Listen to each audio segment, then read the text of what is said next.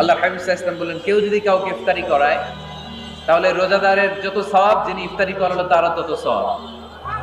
সাহাবারা বললেন, আমাদের তো এত সম্পদ নাই যে মানুষকে ইফতারি করাবো। আল্লাহর হাবিব সাল্লাল্লাহু আলাইহি ওয়াসাল্লাম বললেন, ওয়ালাউ বিতামরা, একটা খেজুর দিয়েও যদি করাও এই সওয়াব পাবা।